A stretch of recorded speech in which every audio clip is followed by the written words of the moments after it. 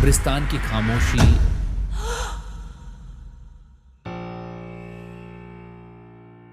अजनबी का आगमन ब्रिजेश को अपने घर के पास के पुराने कब्रिस्तान के बारे में कभी कोई जानकारी नहीं थी। वह जानता था कि वहां जाना मना है, पर उसे कभी भी उत्सुकता नहीं हुई। एक रात जब वह देर से अपने दोस्त की शादी से लौट रहा था, उसे एक अजीब सी आवाज सुनाई दी। उसने देखा कि कब्रिस्तान का फाटक खुला हुआ है और भीतर से धीमी धीमी सिसकियां सुनाई दे रही हैं। खौफनाक दृश्य। ब्रिजेश ने हिम्मत जुटाकर फाटक के भीतर कदम रखा। अंदर का नजारा देखते ही उसकी रूह कांप उठी। चारों ओर धुंध छाई हुई थी और बीच में एक पुराना टूटा फूटा मकबरा खड़ा था। उस मकबरे के पास एक अजनबी आदमी बैठा हुआ था जो अपनी तरफ पीठ किए हुए कुछ बड़बड़ा रहा था। अजनबी की कहानी। ब्रिजेश ने धीरे धीरे उस आदमी के पास जाकर पूछा, आप कौन हैं और यहाँ क्या कर रहे हैं? उस आदमी ने बिना मुड़े ही कहा, मैं वही हूँ जो इस कब्रिस्तान का रखवाला था। ये जगह अब भी जीवित है, पर यहाँ के रहस्य जानने की कोशिश मत करो। डरावनी छायाएं। उस रात ब्रिजेश ने घर जाकर सोने की कोशिश की, पर उसकी आंखों के सामने बार बार वो मकबरा और अजनबी आदमी का चेहरा आता रहा। अचानक उसके कमरे में अजीब सी ठंडी हवा चलने लगी और दीवार पर कुछ छायाएं उभर आईं। वो छायाएं किसी इंसान की नहीं, बल्कि उन आत्माओं की थीं जो कब्रिस्तान में दफनाई गई थी। रहस्य की गहराई। अगले दिन ब्रिजेश ने गांव के बुजुर्गों से उस कब्रिस्तान के बारे में पूछताछ की। उन्होंने बताया कि वहां कई साल पहले एक भयानक हादसा हुआ था जिसमें बेहद से लोग मारे गए थे। उनकी आत्माएं अब भी वहां भटक रही हैं और उन आत्माओं का साक्षात्कार केवल वही कर सकता है जो सच्चाई जानने की कोशिश करता है। डर और दुश्मनी। ब्रिजेश ने इस बात को नजरअंदाज करते हुए कब्रिस्तान की तरफ फिर से रुख किया। इस बार वह पूरी तरह से तैयार होकर गया था। उसने देखा कि उस मकबरे के पास फिर से वही अजनबी आदमी खड़ा था। उस आदमी ने ब्रिजेश को देखते ही चीखते हुए कहा, तुमने मेरी चेतावनी को नजरअंदाज किया, अब तुम भी इन आत्माओं का हिस्सा बनोगे। आत्माओं का प्रकोप। जैसे ही ब्रिजेश ने मकबरे के भीतर कदम रखा, उसे चारों ओर से आत्माओं की चीखें सुनाई देने लगी। वे आत्माएं उसे घेरने लगी और उसकी आंखों के सामने उन हादसों के दृश्य आने लगे जिनमें वे आत्माएं मारी गई थी। ब्रिजेश को अब समझ आया कि वह अजनबी आदमी वही रखवाला है जिसने उन आत्माओं की रक्षा का वचन लिया था। अंत की शुरुआत। ब्रिजेश ने अपनी सारी हिम्मत जुटाकर उन आत्माओं से माफी मांगी और उनके आत्माओं की शांति के लिए प्रार्थना की। धीरे धीरे वह धुंध गायब हो गई और मकबरे के पास की सभी आत्माएं शांत हो गईं।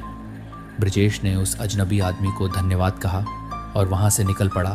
नई शुरुआत। इस घटना के बाद ब्रिजेश ने उस कब्रिस्तान की सच्चाई गांव वालों को बताई। उन्होंने वहां एक मंदिर बनवाया और उन आत्माओं की शांति के लिए नियमित पूजा अर्चना शुरू की। ब्रिजेश की जिंदगी बदल गई और उसने सीखा कि हर जगह के अपने रहस्य और इतिहास होते हैं जिन्हें जानने की कोशिश हमें कभी कभी खौफनाक अनुभवों से गुजरनी पड़ती है। खौफनाक सच्चाई।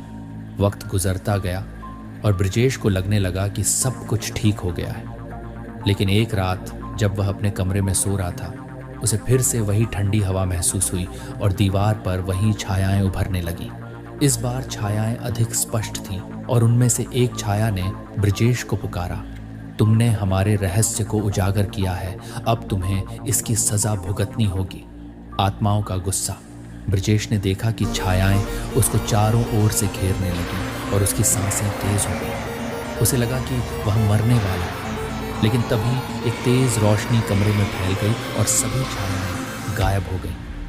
ये रोशनी उसी मंदिर से आई थी जो गांव वालों ने कब्रिस्तान के पास बनवाया था। आखिरी मुठभेड़। ब्रिजेश ने अगले दिन गांव वालों को इस घटना के बारे में बताया। उन्होंने महसूस किया कि आत्माएं अब भी बेचैन हैं और उन्हें शांति देने के लिए कुछ और करना होगा। उन्होंने एक बड़े धार्मिक अनुष्ठान का आयोजन किया और ब्रिजेश को भी उसमें शामिल होने का आग्रह किया। अनुष्ठान की रात ब्रिजेश और गांव वाले मंदिर में एकत्रित हुए। उन्होंने आत्माओं की शांति के लिए प्रार्थना की और पवित्र मंत्रों का जाप किया। अचानक मंदिर के अंदर एक तेज गड़गड़ाहट हुई और सभी ने देखा कि एक धुंधली आकृति मंदिर के अंदर प्रवेश कर रही है। ये वही अजनबी आदमी था जो अब आत्मा के रूप में प्रकट हुआ था। आत्मा की इच्छा। उस अजनबी आत्मा ने कहा, मैं इस जगह का रखवाला हूँ और यहाँ की आत्माओं की रक्षा का जिम्मेदार हूँ। मुझे तब तक शांति नहीं मिलेगी जब तक सभी आत्माओं को मुक्ति नहीं मिल जाती। गांव वालों ने उसे आश्वासन दिया कि वे इस कार्य में उसका पूरा सहयोग करेंगे।